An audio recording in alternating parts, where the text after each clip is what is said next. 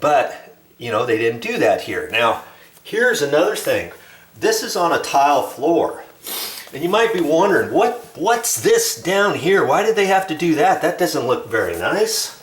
Well, you know, on all the base, that's what they've done. See there? And the reason why they've done that is, let me get you back here a little bit further. I'm going to show you another wall here. Right there. Now see how the tile, see, even with them putting this down here, this is the piece of trim that they've put down, and that happens to be a quarter round. It's just a quarter of a round piece of trim. That's why they call it quarter round. See the gap down here? Well, this is a tile floor, and the floor probably has a slight dip in here, which it does. And with this tall base, there's only so much you can do with tall base to push it down and try to fit it perfectly tight with the tiles, because what they did here is they installed the tile floor first before they installed the base. And there's a question for you. What comes first, the chicken or the egg? You know, do you install the base first and run that down and then push the tile up to it, or do you have the tile installers install the tile first and then the base? Well, in this case, all of the tile got installed before the base. Then they ran this tall base here. They couldn't push it down far enough to keep everything nice and tight. So they used quarter round, and the quarter round is flexible to a certain extent. But it's not, you know, if you've got something too far, you can only push this down so far before it starts hitting on your tile somewhere else, or if you have a bow into it, or even like where your grout lines are. You know, this grout line here, it's going to slightly dip here. See, there's a very slight little bit of a gap right there. Well, that's how they decided to do this entire house. And when you do something like that, then you get questions about your trim around your door casings, because this is sticking out, so they have to cut this back here. They cut it back at maybe at 22.5 degrees. You could cut it back at a 45.2 or whatever. But this house, you know, 12-year-old house, and they ran it like that. Well, you know, I've seen it done both ways, and here's the thing. You see there?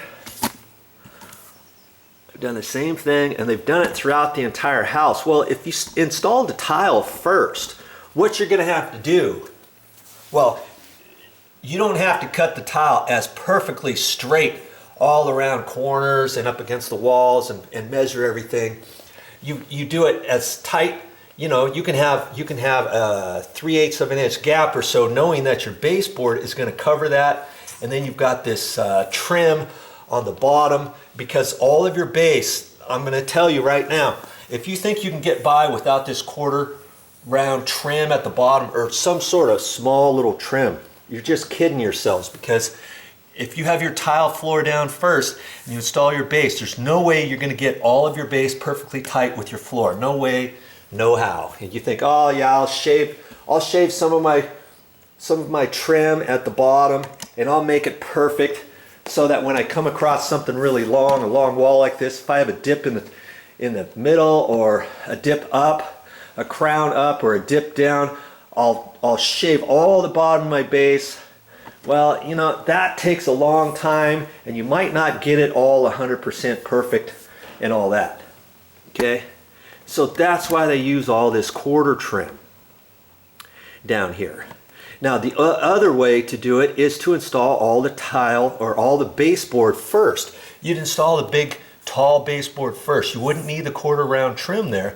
Then you would cut all of your tile up and leave yourself a nice little reveal around the edge. Like however thick your tile grout lines are, this happens to be, oh, I don't know, maybe a 1/4 inch or so, 3/16 to a 1/4 inch. Then you would have to cut your tile about a 1/4 inch shy of all of your baseboard to have it look all nice and pretty. Well, see, they decided they didn't want to do that, because that's a lot more work for the tile guy. He's got to make his marks perfect almost. You know, after you get this tile done, he's got to measure this exact here, exact across over here to get all of his angles right and stuff. Even on a long wall, if your long walls, no matter what, you're always going to have bump outs. Here's a bump out here. Here's another bump out. Here's a bump out.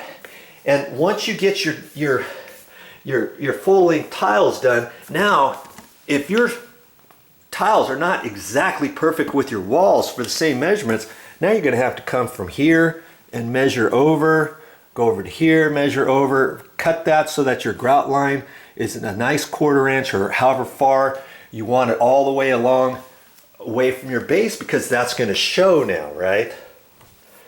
So the questions that come up when you install a baseboard, and here's something else. What do you do at a transition where the carpet is?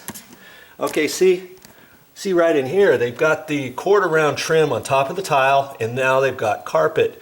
Well, they just ran their base, and see, the base is all nice and straight at the top, isn't it? It just keeps on going.